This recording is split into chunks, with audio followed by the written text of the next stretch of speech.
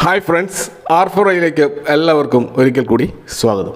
അടുത്ത ആഴ്ചയിലെ മാർക്കറ്റ് നമുക്കറിയാം, അത് 4 ദിവസം മാത്രമേ ഉള്ളൂ. കാരണം മെയ് 1-ാം തീയതി മാർക്കറ്റ് അവധിയാണ്. അപ്പോൾ മെയ് 1-ാം തീയതി മാർക്കറ്റ് അവധിയായത് അത് മെയ് ദിനമായതുകൊണ്ടല്ല, മഹാരാഷ്ട്ര ഡേ ആയിട്ടുള്ള മെയ് 1-ാം തീയതിയാണ് ഈ ഒരു അവധിക്ക് കാരണമായിട്ടുള്ളത്. അപ്പോൾ ഇന്ത്യയിലെ 2 സ്റ്റോക്ക് എക്സ്ചേഞ്ചുകളായിട്ടുള്ള നാഷണൽ സ്റ്റോക്ക് എക്സ്ചേഞ്ചും അതുപോലെ ബോംബെ സ്റ്റോക്ക് എക്സ്ചേഞ്ചും, ഇത് രണ്ടും അതിൻ്റെ ഹെഡ്ക്വാർട്ടേഴ്സ് സ്ഥിതി ചെയ്യുന്നത് ബോംബെയിലായതുകൊണ്ടാണ് ഈ മഹാരാഷ്ട്രയുടെ ലീവായിട്ട് നമുക്ക് മാർക്കറ്റിൽ കാണുന്നത്. അപ്പോൾ അടുത്ത ആഴ്ച നമ്മുടെ വിപണി എങ്ങനെയാണ് പ്രതികരിക്കാൻ പോകുന്നത് എന്നതിനെക്കുറിച്ച് നമ്മൾ മനസ്സിലാക്കുമ്പോൾ തീർച്ചയായിട്ടും ഗ്ലോബൽ മാർക്കറ്റിൽ ഇപ്പോൾ നടന്നുകൊണ്ടിരിക്കുന്ന കാര്യങ്ങൾ എന്താണെന്ന് കൂടി നമ്മൾ അറിഞ്ഞിരിക്കണം. ഗ്ലോബൽ മാർക്കറ്റിൽ പ്രത്യേകിച്ച് US മാർക്കറ്റിൽ കഴിഞ്ഞ ആഴ്ച ഒരു റിക്കവറിയുടെ ലക്ഷണം കാണിച്ചു തുടങ്ങിയ ഒരാഴ്ചയാണ് കടന്നുപോയത്.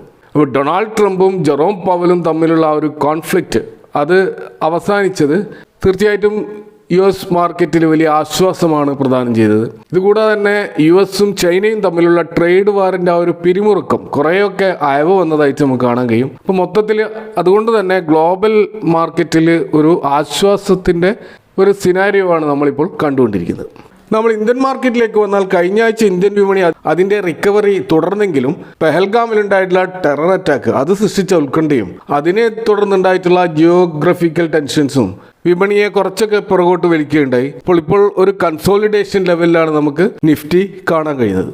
ഇപ്പോൾ നിലവിൽ 200 EMA ആയിട്ടുള്ള 24,050 താഴെ 24,039 എന്ന ലെവലിലാണ് നമുക്ക് നിഫ്റ്റി കാണാൻ കഴിയുന്നത്. തീർച്ചയായിട്ടും ഇതൊരു വളരെ ക്രൂഷ്യൽ ആയിട്ടുള്ള ഒരു ലെവലാണ്. ഇതിൽ നിന്ന് താഴോട്ടേക്ക് വരികയാണെങ്കിൽ അതിൻ്റെ ഫസ്റ്റ് സപ്പോർട്ട് നമുക്ക് കാണാൻ കഴിയുന്നത് 23,800 ആണ്. അതിലും താഴോട്ടേക്ക് വരികയാണെങ്കിൽ 23,500 വരെ ഒരു സപ്പോർട്ടാണ്. എന്നാൽ മുകളിലേക്കാണ് പോകുന്നതെങ്കിൽ 24,360 ഒരു ഫസ്റ്റ് റെസിസ്റ്റൻസ് ആണ്. അത് കഴിഞ്ഞാൽ 24,700 വരെ പോകാനുള്ള സാധ്യതയാണ് നമുക്ക് മാർക്കറ്റിൽ അതിൻ്റെ ടെക്നിക്കൽ ചാർട്ടുകൾ നോക്കുമ്പോൾ കാണാൻ കഴിയുക. നമ്മുടെ Q4 റിസൾട്ടിൻ്റെ ആ ഒരു സീസൺ ഇങ്ങനെ നടന്നുകൊണ്ടേയിരിക്കുകയാണ്. ഇനിയും പല ഇമ്പോർട്ടൻ്റ് ആയിട്ടുള്ള പല കമ്പനികളുടെയും റിസൾട്ട് അടുത്ത ആഴ്ച വരാനുണ്ട്. അതിൽ UltraTech cement, KPIT technologies, IRFC, Kfin technology, Bajaj finance, Bajaj Finserv, Trent, Praj industries, PCBL, BPCL, Varun beverage limited, Ujjivan small finance bank, federal bank, Coromandel international, Newgen software, gravity India തുടങ്ങി റീറ്റെയിലേഴ്സിൻ്റെ ഫെമിലിയർ ആയിട്ടുള്ള പല സ്റ്റോക്കുകളുടെയും റിസൾട്ടുകൾ വരുന്നത് അടുത്ത ആഴ്ചയാണ്. അപ്പോൾ അതുകൊണ്ട് തന്നെ ഇത്തരം റിസൾട്ടുകൾ ആ സെക്ടറുകളിലും ആ ഒരു സ്റ്റോക്കുകളിലും ഒക്കെ ഉണ്ടാക്കാൻ പോകുന്ന ഇമ്പാക്റ്റ് തീർച്ചയായിട്ടും നമ്മൾ വാച്ച് ചെയ്യേണ്ടതുണ്ട്. അപ്പോൾ നിലവിൽ നമ്മൾ ഇന്ത്യയിലെ ബിസിനസ് സെക്ടറുകളിലെ സ്റ്റോക്കിൻ്റെ പെർഫോമൻസുകൾ നോക്കുകയാണെങ്കിൽ നിഫ്റ്റിയിലെ മേജർ ഇൻഡെക്സുകളെ മുൻനിർത്തി നമ്മൾ പരിശോധിച്ചാൽ നമുക്ക് കാണുന്നത് അതിൻ്റെ 52 വീക്ക് ലോയിൽ നിന്നും പല സെക്ടറുകളും മുന്നോട്ട് വന്നതായിട്ട് നമുക്ക് കാണാൻ കഴിയും. അപ്പോൾ നിഫ്റ്റിയിലെ 12 മേജർ സെക്ടർ ഇൻഡെക്സുകൾ നമ്മൾ പരിശോധിച്ചാൽ അതിൽ ഏറ്റവും അധികം അതിൻ്റെ റിക്കവറി നടന്നിട്ടുള്ള 3 സെക്ടറുകൾ നോക്കുകയാണെങ്കിൽ ഒന്ന് നിഫ്റ്റി ഹെൽത്ത് കെയർ ഇൻഡെക്സ് ആണ്. അതിപ്പോൾ 90% ഒരു റിക്കവറി അതിൻ്റെ ലോയിൽ നിന്ന് നടത്തിയതായിട്ട് കാണാൻ പറ്റും. അപ്പോൾ വലിയ തോതിൽ താഴോട്ടേക്ക് പോയ ഹെൽത്ത് കെയർ ഇൻഡെക്സ് ആണ് ഇപ്പോൾ ഈ രീതിയിലുള്ള ഒരു റിക്കവറി നമുക്ക് കാണാൻ കഴിയുന്നത്. 90.76% ഒരു റിക്കവറിയാണ് അവിടെ നമുക്ക് കാണാൻ കഴിയുന്നത്. അതുപോലെ നിഫ്റ്റി കൺസ്യൂമർ ഡ്യൂറബിൾസിൻ്റെ ഇൻഡെക്സും നല്ല തോതിൽ റിക്കവർ ചെയ്ത ഒരു ഇൻഡെക്സ് ആണ്. അവിടെ നമുക്ക് കാണാൻ കഴിയുന്നത് 68.16% ശക്തമായൊരു തിരിച്ചുവരവാണ്.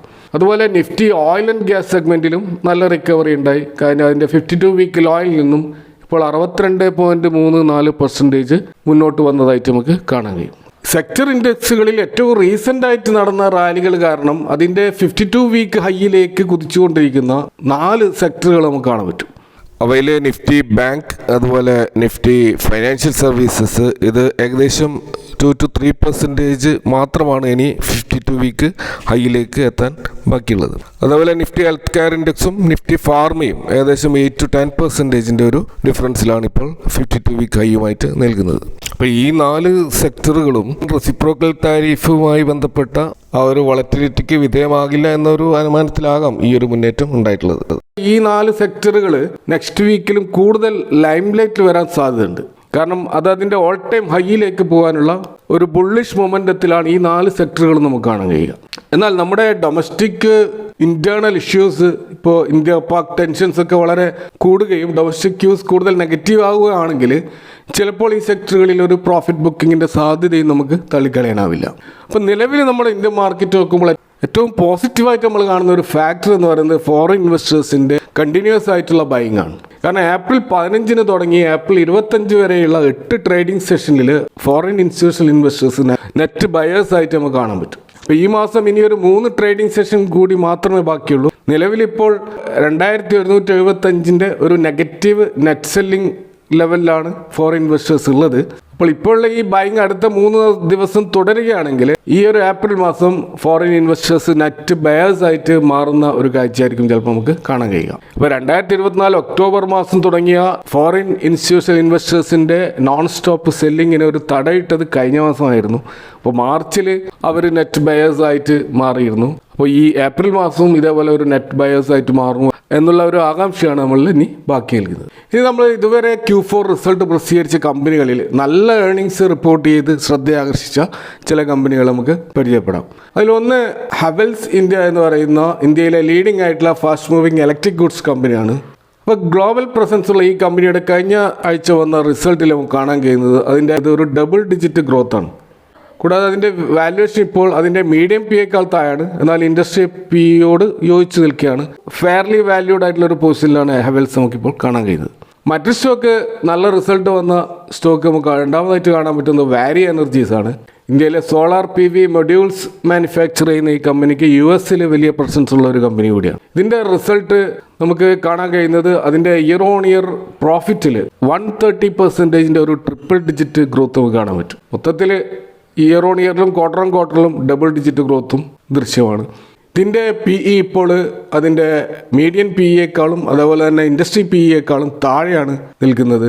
മറ്റൊരു സ്റ്റോക്ക് നല്ല ഒരു ഏർണിങ്സ് റിപ്പോർട്ട് പുറത്തു വന്നിട്ടുള്ളത് ഇന്ത്യൻ എനർജി എക്സ്ചേഞ്ച് ലിമിറ്റഡ് ആണ്. ഇത് ഇലക്ട്രിസിറ്റി യൂണിറ്റ്സിൻ്റെ ട്രേഡ് ചെയ്യുന്ന ഒരു ഡിജിറ്റൽ പ്ലാറ്റ്ഫോമാണ്. ഇന്ത്യയിലെ ഒരു മൊണോപ്പൊളി പൊസിഷനിൽ നിൽക്കുന്ന ഇലക്ട്രിസിറ്റി ഡെലിവറി പ്ലാറ്റ്ഫോമാണ് ഇന്ത്യൻ എനർജി എക്സ്ചേഞ്ച്. അപ്പോൾ ഇതിൻ്റെ ഒരു റിസൾട്ട് നമ്മൾ കാണുന്നത് മൊത്തത്തിൽ ഒരു double digit growth year on ഇയറിലും അതുപോലെ ഒരു 8% ഗ്രോത്ത് ക്വാർട്ടർ ഓൺ ക്വാർട്ടറിലും അതിൻ്റെ സെയിൽസിലും പ്രോഫിറ്റിലും ഒക്കെ നമുക്ക് കാണാൻ കഴിയും. ഇതിൻ്റെ PE ഇപ്പോൾ നിൽക്കുന്നത് അതിൻ്റെ ഇൻഡസ്ട്രി PEയേക്കാൾ താഴെയും അതേപോലെ മീഡിയൻ PEയോട് യോജിച്ചുമാണ് നിൽക്കുന്നത്. അപ്പോൾ ഇത് നമുക്കൊരു ഫെയർലി വാല്യൂഡ് ആയിട്ടുള്ള പൊസിഷനിലാണ് നമുക്കിപ്പോൾ കാണാൻ കഴിയുന്നത്.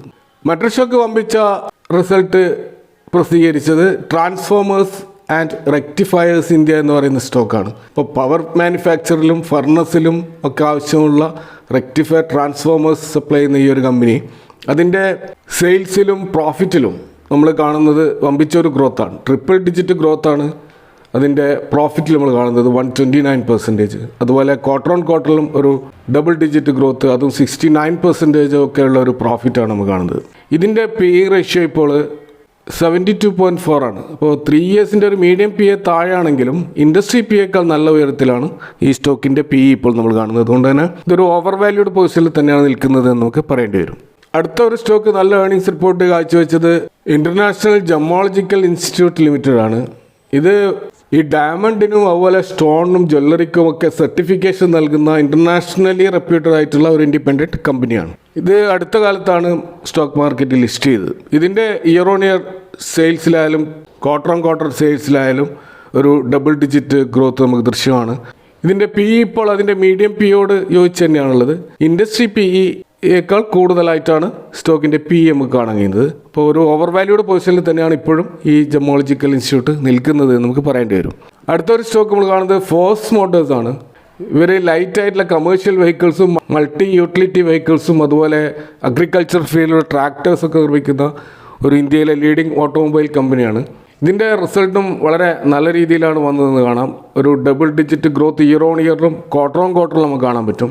പക്ഷെ അവിടെ നമ്മൾ മനസ്സിലാക്കേണ്ടത് ക്വാർട്ടർ ഓൺ ക്വാർട്ടറിൽ ഒരു 277% ഒരു പ്രോഫിറ്റ് ഗ്രോത്ത് രേഖപ്പെടുത്തിയായിട്ട് കാണാം. ഈ ഒരു ഗ്രോത്തിന് കാരണമായിട്ടുള്ളത് അവരുടെ ഒരു അതർ ഇൻകം സോഴ്സിലൂടെ വന്ന 452 കോടിയാണ് എന്നുകൂടി നമ്മളിവിടെ മനസ്സിലാക്കണം. എങ്കിലും ഓവറോൾ കമ്പനിയുടെ പെർഫോമൻസ് ഔട്ട്സ്റ്റാൻഡിംഗ് ആണെന്ന് പറയേണ്ടി വരും. അപ്പോൾ ഇതിൻ്റെ ഒരു PE റേഷ്യോ പരിശോധിച്ച് കഴിഞ്ഞാൽ ഇപ്പോഴും ഒരു ഫെയർലി വാല്യൂഡ് ആയിട്ടാണ് നിൽക്കുന്നത്. കാരണം അതിൻ്റെ മീഡിയം PEയും ഇൻഡസ്ട്രി PEയും സ്റ്റോക്കിൻ്റെ PEയും ഒക്കെ ഫെയർലി വാല്യൂഡ് പൊസിഷനിലാണ് നമുക്ക് കാണാൻ കഴിയുന്നത്. അടുത്തത് പവർ ട്രാൻസ്മിഷനും അതുപോലെ മെറ്റീരിയൽ ഹാൻഡ്ലിംഗ് എക്യുപ്മെൻറ്റ്സ് നിർമ്മിക്കുന്ന ഇൻ്റർനാഷണലി റെപ്യൂട്ടഡ് ആയിട്ടുള്ള എലക്ട്രോൺ എഞ്ചിനീയറിംഗ് കമ്പനി ലിമിറ്റഡ് എന്ന് പറയുന്ന സ്റ്റോക്കാണ്. ഇതിൻ്റെ ഇയർ ഓൺ ഇയറിലായാലും ക്വാർട്ടർ ഓൺ ക്വാർട്ടറിലായാലും പ്രോഫിറ്റിലും സെയിൽസിലും ഒക്കെ ഒരു ഡബിൾ ഡിജിറ്റ് ഗ്രോത്ത് നമുക്കിവിടെ കാണാൻ കഴിയും. ഇതിൻ്റെ PE ഇപ്പോൾ 28 ആണ്. ഇൻഡസ്ട്രി PE 36ഉം 3 ഇയേഴ്സിൻ്റെ മീഡിയം PE 30ഉമാണ്. ഒരു അണ്ടർ വാല്യൂഡ് ലെവലിലാണ് ഇപ്പോൾ ഈ സ്റ്റോക്ക് ട്രേഡ് ചെയ്യുന്നത് നമുക്ക് മനസ്സിലാക്കാൻ കഴിയും. മറ്റൊരു stock Kirloskar pneumatic company limited എന്ന് പറയുന്ന കിർലോസ്കർ ഗ്രൂപ്പിൻ്റെ ഭാഗമായിട്ടുള്ള കമ്പനിയാണ്. ഇവർ കംപ്രഷനും ട്രാൻസ്മിഷൻ സെഗ്മെൻറ്റിലുള്ള കമ്പനിയാണ്. ഈ കമ്പനിയുടെ ഇയർ ഓൺ ഇയറിലായാലും ക്വാർട്ടർ ഓൺ ക്വാർട്ടറിലായാലും ഒരു ഡബിൾ ഡിജിറ്റ് ഗ്രോത്ത് കാണാം. ക്വാർട്ടർ ഓൺ ക്വാർട്ടർ പ്രോഫിറ്റിൽ 124% വമ്പിച്ച ഒരു ജമ്പും നമുക്ക് കാണാൻ കഴിയും. സ്റ്റോക്കിൻ്റെ PE ഇപ്പോൾ പരിശോധിക്കുമ്പോൾ നമുക്ക് കാണാൻ കഴിയുന്നത് അതിൻ്റെ 3 ഇയർ മീഡിയം PEക്കും ഇൻഡസ്ട്രി PEക്കും താഴെയായിട്ട് അണ്ടർ വാല്യൂഡ് ആയിട്ടാണ് ഈ സ്റ്റോക്ക് നമുക്ക് കാണാൻ കഴിയുന്നത്. അടുത്തൊരു സ്റ്റോക്ക് എയിംട്രോൺ ഇലക്ട്രോണിക്സ് ലിമിറ്റഡ് ആണ്. ഇത് പ്രിന്റഡ് സർക്യൂട്ട് ബോർഡുകളും അതുപോലെ തന്നെ PCB ഡിസൈനും ഒക്കെയുള്ള ഒരു ഇലക്ട്രോണിക്സ് മേഖലയിൽ പ്രവർത്തിക്കുന്ന കമ്പനിയാണ്. ഇതിൻ്റെ റിസൾട്ട് നമ്മൾ പരിശോധിച്ചാൽ ഇയർ ഓൺ ഇയറിലായാലും ക്വാർട്ടർ ഓൺ ക്വാർട്ടറിലായാലും വമ്പിച്ചൊരു ഗ്രോത്താണ് കാണുന്നത്. ഇയർ ഓൺ ഇയറിൽ ട്രിപ്പിൾ ഡിജിറ്റിൻ്റെ ഒരു ഗ്രോത്താണ്, ക്വാർട്ടർ ഓൺ ക്വാർട്ടറിലാണ് ഡബിൾ ഡിജിറ്റ് ഗ്രോത്തും ഉണ്ട്. ഇതിൻ്റെ PE നമ്മൾ പരിശോധിച്ചാൽ ഇപ്പോൾ 45 എന്നുള്ള PEയിലാണ്. ഇൻഡസ്ട്രി PE 47ഉം മീഡിയൻ PE 46ഉമാണ്. അപ്പോൾ ആ ഒരു ലൈനിൽ തന്നെയാണ് നിൽക്കുന്നത്. ഒരു ഫെയർലി വാല്യൂഡ് ആയിട്ടാണ് ഇപ്പോൾ നമുക്ക് കാണാൻ കഴിയുക. പക്ഷെ ഇവിടെ നമ്മൾ ശ്രദ്ധിക്കേണ്ട ഒരു കാര്യം, ഇത് ഒരു സ്മോൾ ക്യാപ് കമ്പനിയാണ്.